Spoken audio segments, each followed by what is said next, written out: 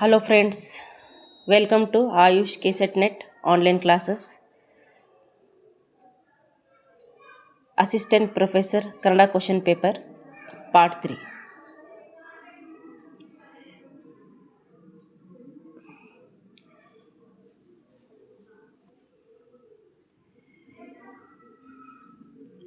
ಮೊದಲನೇ ಪ್ರಶ್ನೆ, ಇವುಗಳಲ್ಲಿ ಯಾವುದು ಹೊಂದಾಣಿಕೆ ಆಗುವುದಿಲ್ಲ? ಕಾಂಸ್ಯ ಕಂಸ, ವಿದ್ಯಾ ಬಿಜ್ಜೆ, ಭೂತಿ ಬೂದಿ, ಕುಕ್ಕಟ ಕೋಳಿ. ಇವುಗಳಲ್ಲಿ ಯಾವುದು ಹೊಂದಾಣಿಕೆ ಆಗುವುದಿಲ್ಲ?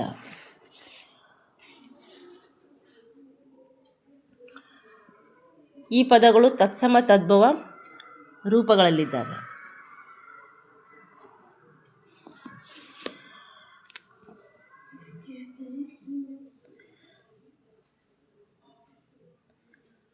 ತತ್ಸಮ ಎಂದರೆ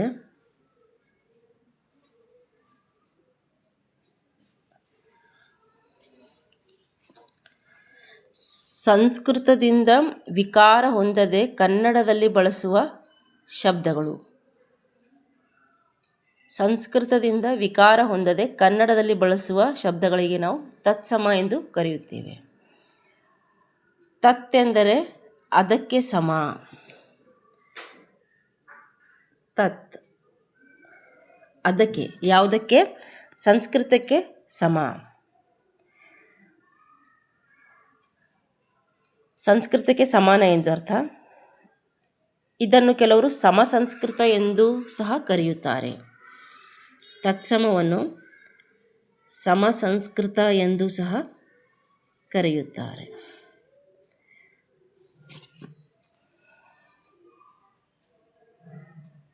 ಕನ್ನಡಕ್ಕೂ ಸಂಸ್ಕೃತಕ್ಕೂ ಇವು ಸಮಾನ ರೂಪಗಳೆಂದು ಅರ್ಥ. ಇನ್ನು ತದ್ಭವ.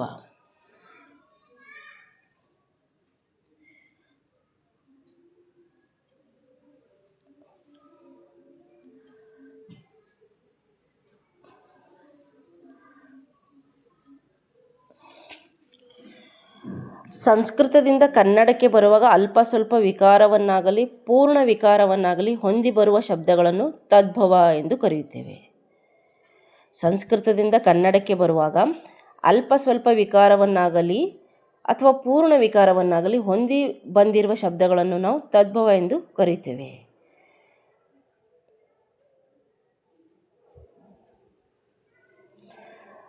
ತದ್ಭವ ಎಂದರೆ ಸಭವ, ಅಂದರೆ ಸಂಸ್ಕೃತದಿಂದ ಹುಟ್ಟಿದ ಅಥವಾ ನಿಷ್ಪನ್ನವಾದ ಎಂದು ಅರ್ಥ.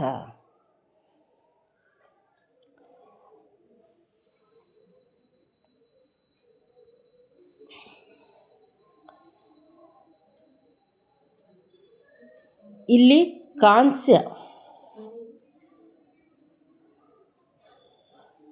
ಕಾಂಸ್ಯ ಪದ ಏನಿದೆ ಇದು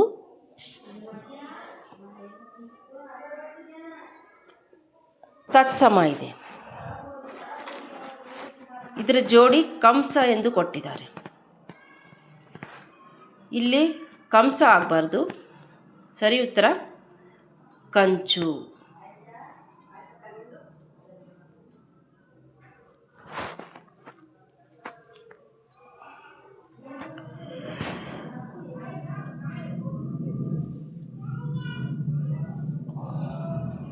ಇನ್ನು ಎರಡನೇದು ವಿದ್ಯಾ ತತ್ಸಮ ಇದೆ. ಇದರ ತದ್ಭವ ಪದ ಬಿಜ್ಜೆ. ಇದು ಸರಿಯಾಗಿದೆ. ಇನ್ನು ಮೂರನೇದು ಭೂತಿ ತತ್ಸಮ ಇದೆ, ಬೂದಿ ತದ್ಭವ. ಇದು ಕೂಡ ಸರಿಯಾಗಿದೆ. ಇನ್ನು ನಾಲ್ಕನೆಯದು ಕುಕ್ಕಟ ತತ್ಸಮ ಇದೆ, ಕೋಳಿ ತದ್ಭವ. ಇದು ಕೂಡ ಸರಿಯಾಗಿದೆ. ಇಲ್ಲಿ ಸರಿಯಾದ ಹೊಂದಾಣಿಕೆ ಆಗದೇ ಇರೋ ಪದ ಅಂದರೆ ಮೊದಲನೆಯದು ಕಾಂಸ್ಯ ಕಂಸ ಇದೆಯಲ್ಲ, ಇದು ಸರಿಯಾದ ಹೊಂದಾಣಿಕೆ ಅಲ್ಲ. ಕಾಂಸ್ಯ ಏನಾಗಬೇಕು? ಕಂಚು ಆಗಬೇಕು. ಹೊಂದಾಣಿಕೆ ಆಗದೇ ಇರುವ ಪದ ಅಂತ ಕೇಳಿದರೆ ಆಯ್ಕೆ 1 ಹೊಂದಾಣಿಕೆ ಆಗದಿರುವ ಪದ ಇದೆ. ಮುಂದಿನ ಪ್ರಶ್ನೆ,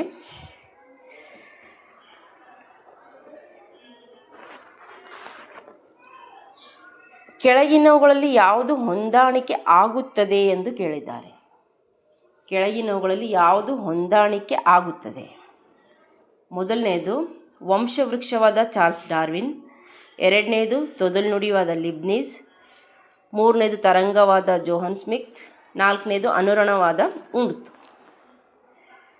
ಇಲ್ಲಿ ವಂಶವೃಕ್ಷವಾದ ಚಾರ್ಲ್ಸ್ ಡಾರ್ವಿನ್,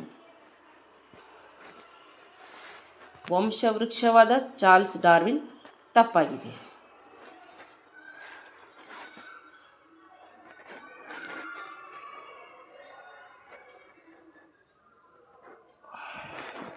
ಎರಡನೇದು ತೊದಲ್ನುಡಿವಾದ ಲಿಬ್ನಿಸ್, ಇದು ಸಹ ತಪ್ಪಾಗಿದೆ. ಮೂರನೇದು ತರಂಗವಾದ ಜೋಹಾನ್ ಸ್ಮಿತ್, ಇದು ಸರಿಯಾಗಿದೆ.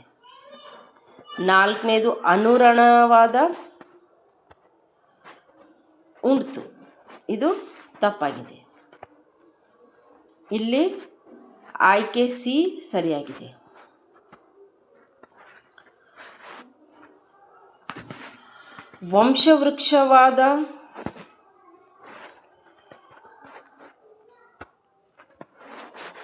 ವಂಶವೃಕ್ಷವಾದ ಹೇಳಿದವರು ಆಗಸ್ಟ್ ಫ್ಲೀಷರ್. ಆಗಸ್ಟ್ ಫ್ಲೀಷರ್.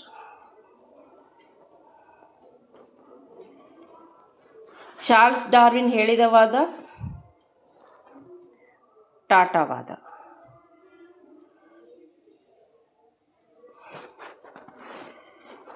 ಆಯ್ಕೆ 2 ತೊದಲ್ನುಡಿವಾದ. ತೊದಲ್ನುಡಿವಾದ ಹೇಳಿದವರು ಎಸ್ಪರ್ಸನ್.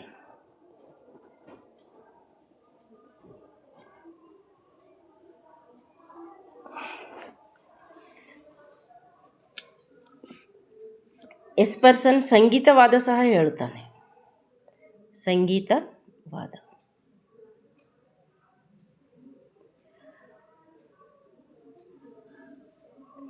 ಇನ್ನು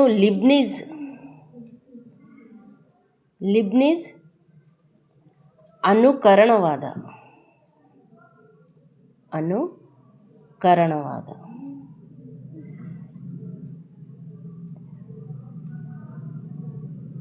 ಇನ್ನು ಅನುರಣನವಾದ ಹೇಳಿದವರು ಮ್ಯಾಕ್ಸ್ ಮುಲ್ಲರ್.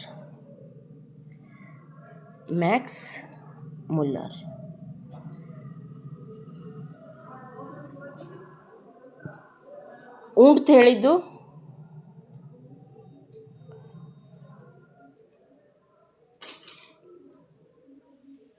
ಹೇಳಿರುವಾದ ಸಂಜ್ಞವಾದ.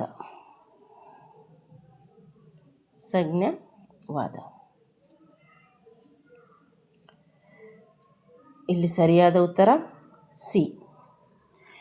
ಮುಂದಿನ ಪ್ರಶ್ನೆ,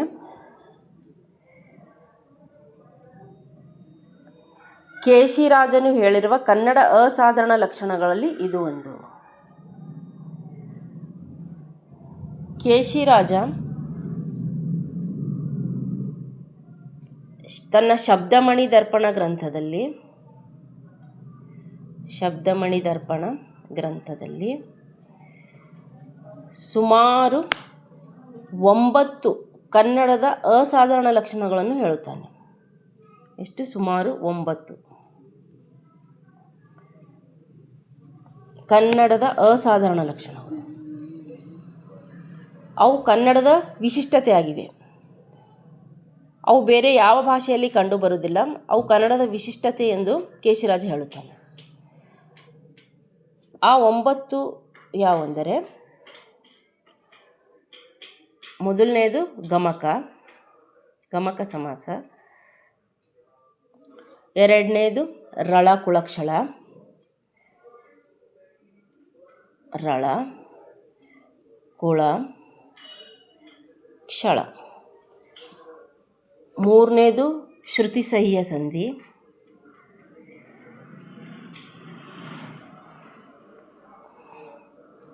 ನಾಲ್ಕನೇದು ಸತಿ ಸಪ್ತಮಿ.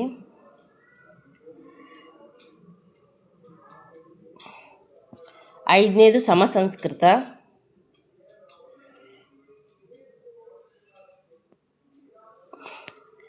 ಆರನೇದು ವಮಹಪಭೇದ,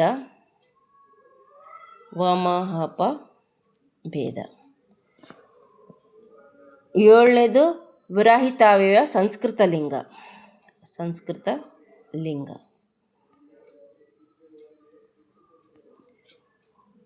ಎಂಟನೇದು ಶಿಥಿಲದಿತ್ವ. ಕೊನೆ ಒಂಬತ್ತನೇದು ಯತಿ ವಿಲಂಘನ.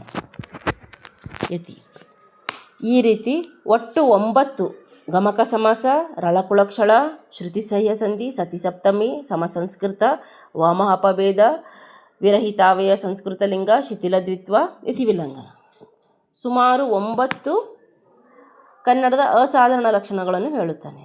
ಹಾಗಾದರೆ ಇದರಲ್ಲಿ ಆಯ್ಕೆ 3 ಸಿ ಸರಿಯಾದ ಉತ್ತರ. ಮುಂದಿನ ಪ್ರಶ್ನೆ ಹೊಂದಿಸಿ ಬರೆಯಿರಿ. ಪಂಪಯಾತ್ರೆ, ರಾಮಚಾರಿಯ ನೆನಪು, ನನಸಾಗದ ಕನಸು, ಆಮ್ರಪಾಲಿ. ಪಟ್ಟಿ 2ರಲ್ಲಿ ಆತ್ಮಕಥೆ, ನಾಟಕ, ಕಾದಂಬರಿ, ಪ್ರಬಂಧ, ಪ್ರವಾಸಕಥನ.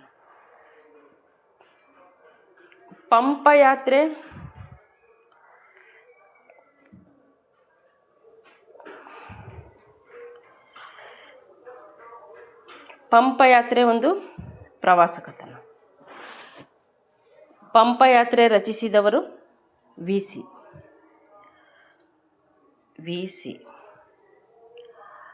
1925ರಲ್ಲಿ.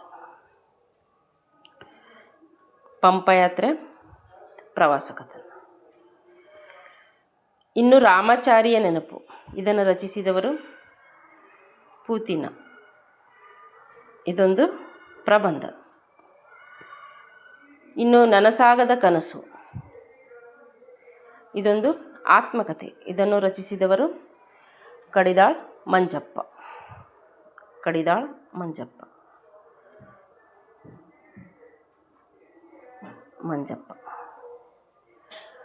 ಇನ್ನು ಆಮ್ರಪಾಲಿ ಒಂದು ನಾಟಕ. ಆಮ್ರಪಾಲಿ ನಾಟಕ ರಚಿಸಿದವರು ಪ್ರಭುಶಂಕರ್.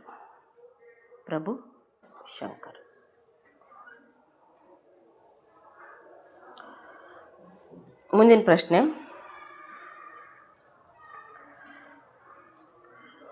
ಈ ಪ್ರಶ್ನೆಗೆ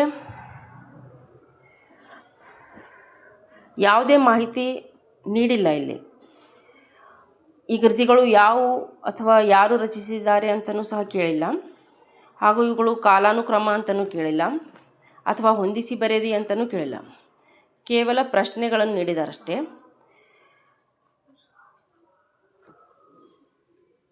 ಬಹುಶಃ ಇದು ಕಾಲಾನುಕ್ರಮದಲ್ಲಿ ಇರಬಹುದು. ಮಹಾಚೈತ್ರ, ತಲೆದಂಡ, ಸಂಕ್ರಾಂತಿ, ಕೆಟ್ಟಿತು ಕಲ್ಯಾಣ. ಸಂಕ್ರಾಂತಿ, ಮಹಾಚೈತ್ರ, ತಲೆದಂಡ, ಕೆಟ್ಟಿತು ಕಲ್ಯಾಣ. ಕೆಟ್ಟಿತು ಕಲ್ಯಾಣ, ತಲೆದಂಡ, ಮಹಾಚೈತ್ರ, ಸಂಕ್ರಾಂತಿ. ತಲೆದಂಡ, ಸಂಕ್ರಾಂತಿ, ಮಹಾಚೈತ್ರ, ಕೆಟ್ಟಿತು ಕಲ್ಯಾಣ.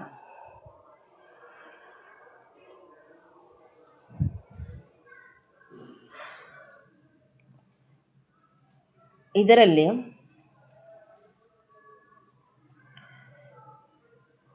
ಸರಿಯಾದ ಉತ್ತರ ಆಯ್ಕೆ 1, ಮಹಾಚೈತ್ರ, ತಲೆದಂಡ, ಸಂಕ್ರಾಂತಿ, ಕೆಟ್ಟಿತು ಕಲ್ಯಾಣ. Mahachaitra ರಚಿಸಿದವರು H S Shivaprakash.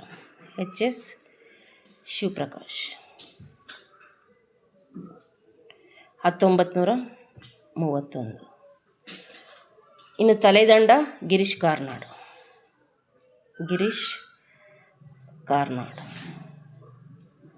1938.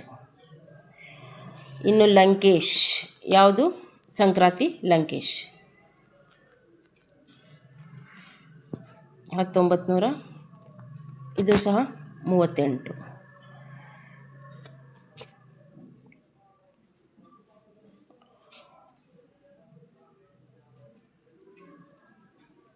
ಇನ್ನು ಕೆಟ್ಟಿತು ಕಲ್ಯಾಣ, ಇದು ಎಂ ಎಂ ಕಲಬುರ್ಗಿ.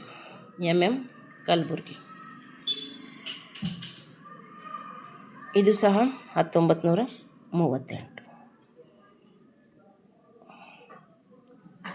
ಮುಂದಿನ ಪ್ರಶ್ನೆ. ಈ ಪ್ರಶ್ನೆಗೂ ಸಹ ಯಾವುದೇ ಮಾಹಿತಿ ಇಲ್ಲ. ಇದು ಸಹ ಕಾಲಾನುಕ್ರಮದಲ್ಲಿ ಇರಬಹುದು.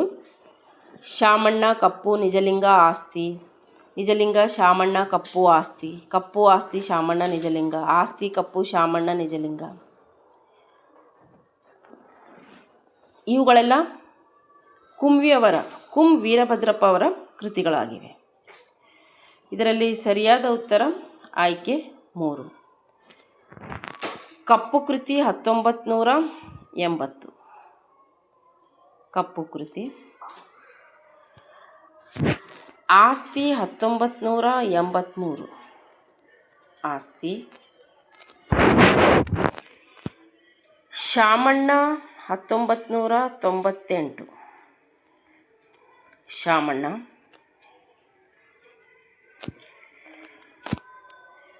ಇನ್ನು ನಿಜಲಿಂಗ 1994. ನಿಜಲಿಂಗ.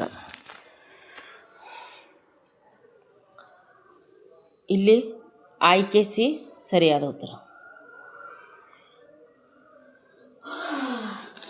ಮುಂದಿನ ಪ್ರಶ್ನೆ.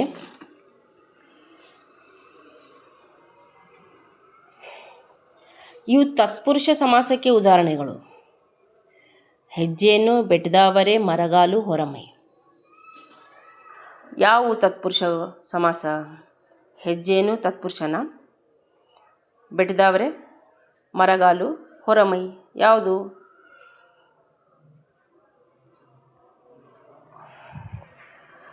ಸರಿಯಾದ ಉತ್ತರ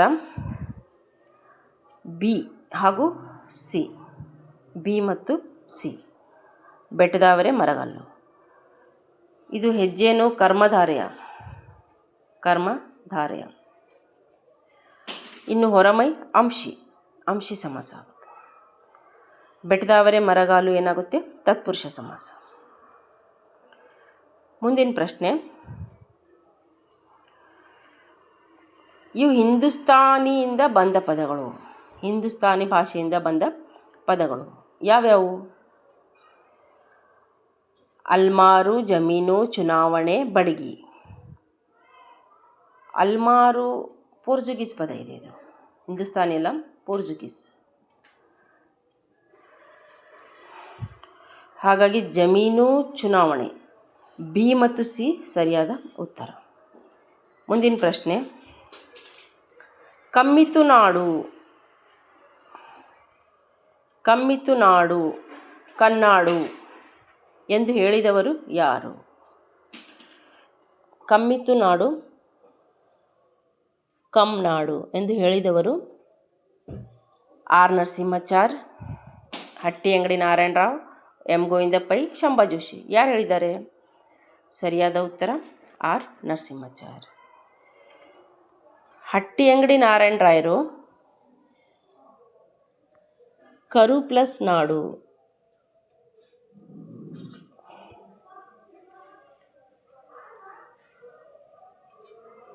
ಕರು ಪ್ಲಸ್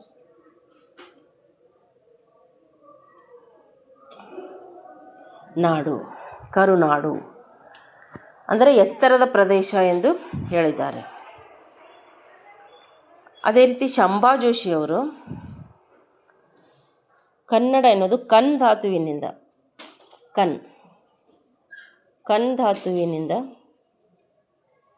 ಕನ್ನಡ ಜನಾಂಗವಾಚಿಯಾಗಿ ಬಂದಿತ್ತು ಎಂದು ಹೇಳಿದ್ದಾರೆ. ಜನಾಂಗವಾಚಿಯಾಗಿ ಶಂಭಾ ಜೋಶಿಯವರು ಜನಾಂಗವಾಚಿ.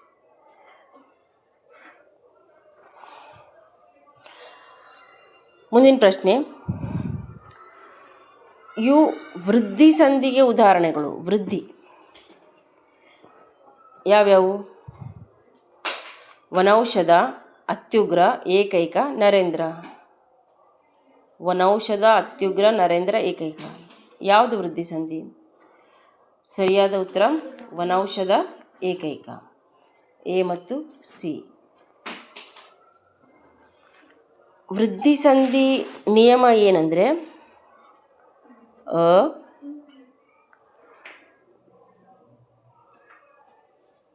ಆ ಕಾರಗಳ ಮುಂದೆ ಎ ಐ ಕಾರಗಳು ಬಂದು ಅದರ ಸ್ಥಾನದಲ್ಲಿ ಐ ಎಂಬ ಕಾರ ಬರುತ್ತೆ. ಇದು ವೃದ್ಧಿಸಂಧಿಯ ನಿಯಮ.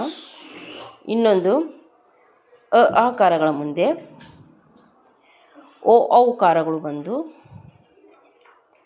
ಅದರ ಸ್ಥಾನದಲ್ಲಿ ಔ ಬರುತ್ತದೆ. ಕಾರಗಳ ಮುಂದೆ ಎ ಐ ಬಂದರೆ ಅದು ಐ ಆಗುತ್ತದೆ. ಕಾರಗಳ ಮುಂದೆ ಓ ಬಂದರೆ ಅದು ಔ ಆಗುತ್ತದೆ. ಇದು ವೃದ್ಧಿಸಂಧಿಯ ನಿಯಮ. ಹಾಗಾಗಿ ವನೌಷಧಿಗೆ ಔ ಅನ್ವಯ ಆದರೆ ಏಕೈಕಕ್ಕೆ ಎ ಐ ಅನ್ವಯ ಆಗುತ್ತದೆ. ಇನ್ನು ಅತ್ಯುಗ್ರ ಏನಿದೆ, ಎಣಸಂಧಿ ಇದೆ. ಎಣಸಂಧಿ. ಅದೇ ರೀತಿ ನರೇಂದ್ರ ಗುಣಸಂಧಿ.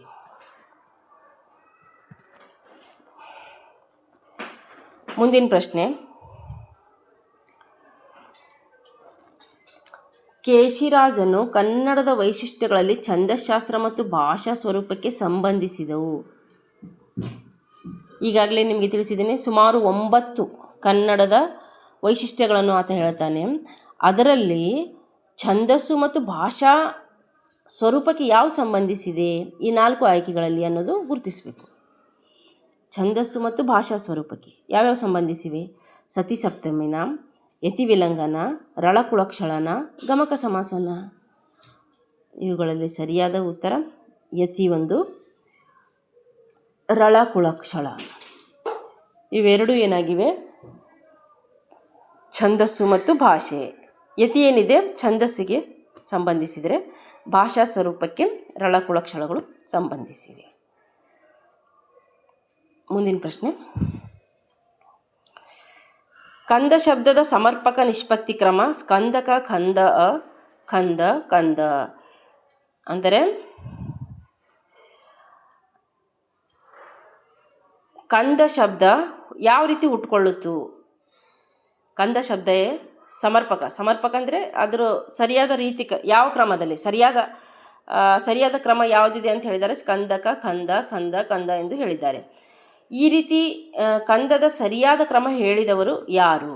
ಕಂದ ಹುಟ್ಟಿಕೊಳ್ಳುವ ಸರಿಯಾದ ಕ್ರಮ ಹೇಳಿದವರು ಯಾರು? Sediyapu, H D Velnekar, T V Venkatachala Shastri ಅಥವಾ ಡಿ ಎಸ್ ಕರ್ಕಿ? ಯಾರು? ಸರಿಯಾದ ಉತ್ತರ ಟಿ ವಿ ವೆಂಕಟಾಚಲ ಶಾಸ್ತ್ರಿ. ಇದು ಪ್ರಾಕೃತದಿಂದ ಬಂದಿದೆ ಎಂದು ಹೇಳಿದ್ದಾರೆ. ಕಂದ ಪ್ರಾಕೃತ ಭಾಷೆಯಿಂದ ಬಂದಿದೆ ಎಂದು ಟಿ ವಿ ವೆಂಕಟಾಚಲ ಶಾಸ್ತ್ರಿಯವರು ತಿಳಿಸಿದ್ದಾರೆ.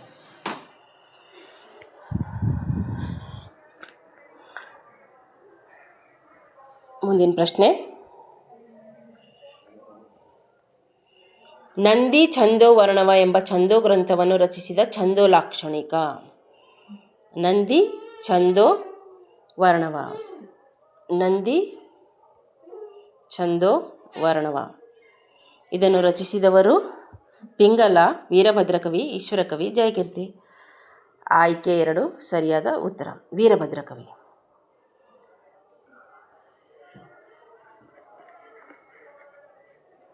ಇಲ್ಲಿ ಪಿಂಗಲ ಸಂಸ್ಕೃತ ಕವಿ.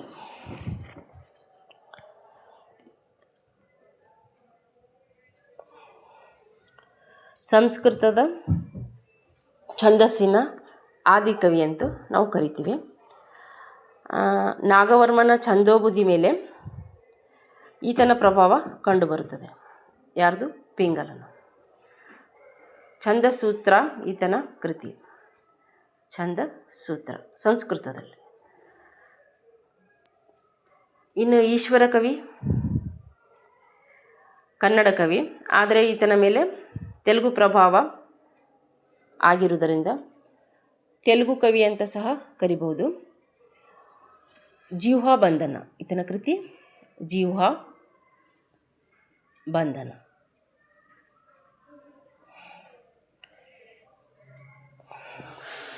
ವಡಿ ಕುರಿತು ಮೊಟ್ಟ ಮೊದಲ ಪ್ರಸ್ತಾಪವಾದ ಕೃತಿ ಅಂದರೆ ಅದು ಜಿಹ್ವಾ ಬಂಧನ. ಇನ್ನು ಜಯಕೀರ್ತಿ ಸಂಸ್ಕೃತ ಕವಿ. ಈತ ಛಂದೋನುಶಾಸನ, ಈತನ ಛಂದಸ್ಸು ಕೃತಿ ಛಂದೋನುಶಾಸನ. ಮುಂದಿನ ಪ್ರಶ್ನೆ,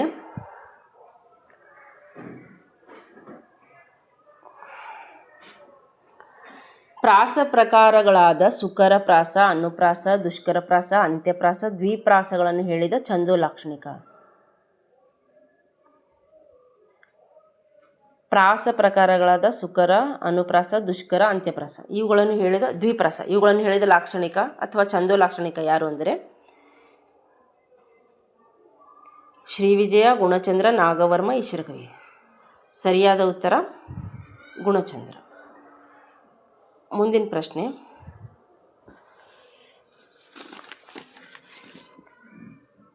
ಇವು ಔಷ್ಟ್ಯ ಧ್ವನಿಗಳು. ಔಷ್ಟ್ಯ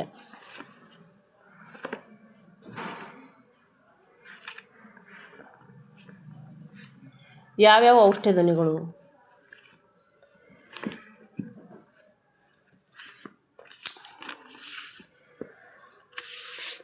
ಪ, ದ, ಲ, ಬ. ಪ, ದ, ಬ, ಲ. ಸರಿಯಾದ ಉತ್ತರ ಪ ಒಂದು ಹಾಗೂ ಬ. ಅಕ್ಷರಗಳ ಹುಟ್ಟುವ ಸ್ಥಾನದ ಅಂದರೆ ಉತ್ಪತ್ತಿ ಸ್ಥಾನದ ಆಧಾರದ ಮೇಲೆ ಕಂಠ್ಯ, ತಾಲವ್ಯ, ಮೂರ್ಧನ್ಯ, ದಂತ್ಯ, ಔಷ್ಠ್ಯ, ನಾಸಿಕ, ಕಂಠತಾಲು, ಕಂಠೋಷ್ಠ್ಯ, ದಂತೋಷ್ಠ್ಯ, ಕಂಠನಾಸಿಕ ಅಂತ ಪ್ರಕಾರ ಮಾಡ್ತಾರೆ. ಇಲ್ಲಿ ಏನು ಕೇಳಿದ್ದಾರೆ? ಔಷ್ಠ್ಯ. ಔಷ್ಠ್ಯ ಅಂದರೆ ಉ, ಪ, ಫ, ಬ, ಭ, ಮ. ಉ, ಉ, ಪ, ಫ, ಬ, ಭ, ಮ ಇವುಗಳು ತುಟಿಯ ಸಹಾಯದಿಂದ ಅಥವಾ ತುಟಿಯ ಮಧ್ಯದಲ್ಲಿ ಉತ್ಪತ್ತಿಯಾಗುವಂತಹ ಇವೇನು ಅಕ್ಷರಗಳು. ಹಾಗಾಗಿ ಇವುಗಳನ್ನು ಔಷ್ಠ್ಯ ಎಂದು ಕರೆಯುತ್ತಾರೆ. ಇಲ್ಲಿ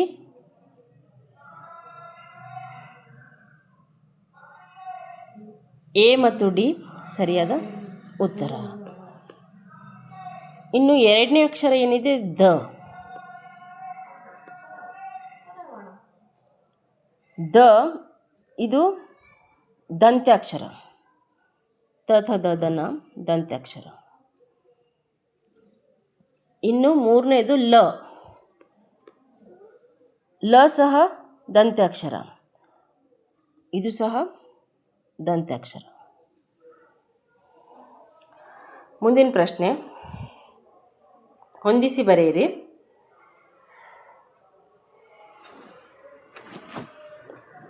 ಕೆ ಎ ಸುಬ್ಬಯ್ಯ, ಭ Krishnamurti, P A Subrahmanya, M B Emeneau ಇವರು ರಚಿಸಿದಂಥ ಕೃತಿಗಳನ್ನು ಹೊಂದಿಸಿ ಗುರುತಿಸಬೇಕು.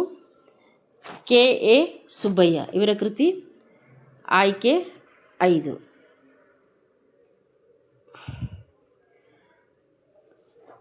ದ್ರಾವಿಡಿಕ್ ಸ್ಟಡೀಸ್, ಭ ಕೃಷ್ಣಮೂರ್ತಿ ಆಯ್ಕೆ 4. Telugu verbal bases, a comparative and descriptive study, B S Subrahmanya ಆಯ್ಕೆ 1. Dravidian verb morphology, P S Subrahmanya ಆಯ್ಕೆ ಡಿ. ಎಂ ಬಿ ಎಮಿನೋ ಸರಿಯಾದ ಆಯ್ಕೆ 2. A Dravidian etymological dictionary,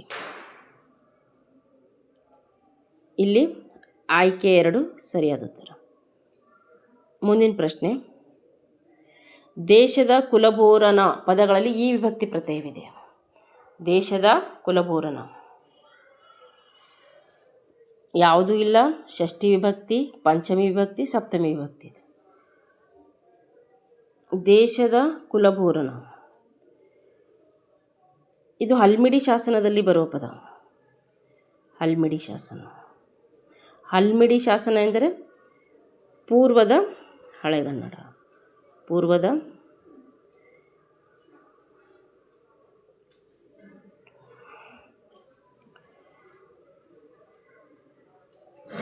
Halmidi ಶಾಸನ, ಪೂರ್ವದ ಹಳಗನ್ನಡ. ಈ ಪೂರ್ವದ ಹಳಗನ್ನಡದಲ್ಲಿ ಷಷ್ಠಿ ವಿಭಕ್ತಿ ಪ್ರತ್ಯಯ ಏನಿದೆ, ಷಷ್ಠಿ ವಿಭಕ್ತಿ ಪ್ರತ್ಯಯ ಇದೆಯಲ್ಲ, ಏನಾಗುತ್ತದೆ, ಇದರ ದೀರ್ಘ ಪ್ರಯೋಗ ಕಂಡುಬರುತ್ತದೆ. ದೀರ್ಘ ಪ್ರಯೋಗ ಅಂದರೆ ಇದ್ದಿದ್ದು ಆಗುತ್ತದೆ.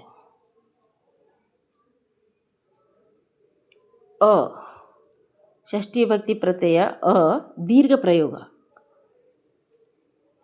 ದೇಶದ ಕುಲಭೂರಣ. ಹಾಗಾಗಿ ಇಲ್ಲಿ ಆಯ್ಕೆ ಬಿ ಸರಿಯಾದ ಉತ್ತರ. ಷಷ್ಠಿ ವಿಭಕ್ತಿಯ ಪ್ರತ್ಯಯ. ಮುಂದಿನ ಪ್ರಶ್ನೆ,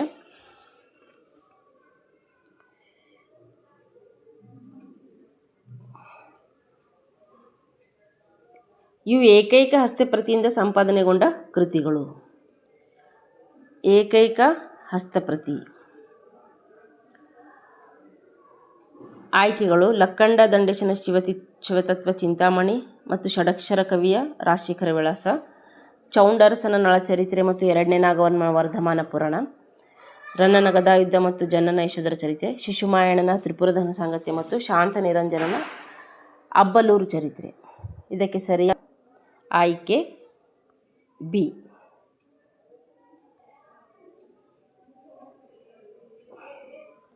ಚೌಂಡರಸನ ನಳಚರಿತ್ರೆ ಮತ್ತು ಎರಡನೇ ನಾಗವರ್ಮನ ವರ್ಧಮಾನ ಪುರಾಣ ಇವುಗಳೇನವ ಏಕೈಕ ಹಸ್ತಪ್ರತಿಯಿಂದ ಸಂಪಾದನೆಯಾದಂತಹ ಕೃತಿಗಳು.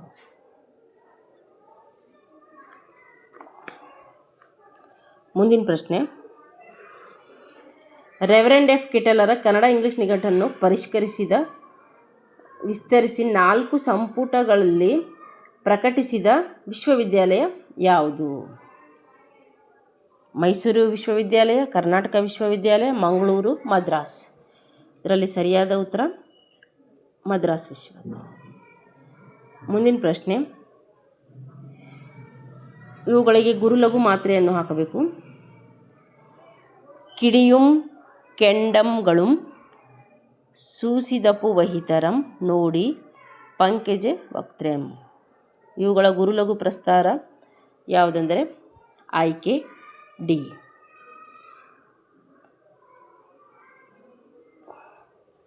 ಆಯ್ಕೆ ಡಿ. ಕಡಿಯುಂ ಕಂಡಂಗಳಂ. ಮುಂದಿನ ಪ್ರಶ್ನೆ,